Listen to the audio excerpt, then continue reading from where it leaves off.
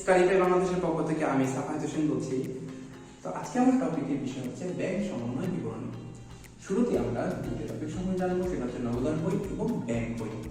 নগদান বই হচ্ছে আমানতকারী তার যাবতীয় লেনদেন যে হিসাবের মাধ্যমে সংরক্ষণ করবে তাকে আমরা বলবো নগদান বই অথবা ক্যাশ বই। এই নগদান বইয়ের ক্ষেত্রে ব্যাংক কলামকে আমরা শুধুমাত্র বিবেচনা করব। দ্বিতীয় ক্ষেত্রে ব্যাংক বই। ব্যাংক বই হচ্ছে আমানতকারী ব্যাংকে যে হিসাবের মাধ্যমে ব্যাংকের যাবতীয় কার্যক্রম লেনদেন করবে, লক সংক্রান্ত কাজ সংরক্ষণ করবে তাকে আমরা বলবো ব্যাংক বই। এবং ব্যাংক বই থেকে ব্যাংক আমানতকারীকে একটি যে বই সরবরাহ করবে তাকে আমরা বলবো পাস বই। পাস বই আমানতকারী সংরক্ষণ করে, কিন্তু পাস বইয়ে লেনদেন লিখবে ব্যাংক। একটা ছোট্ট উদাহরণের মাধ্যমে আমরা বিষয়টি ক্লিয়ার করি।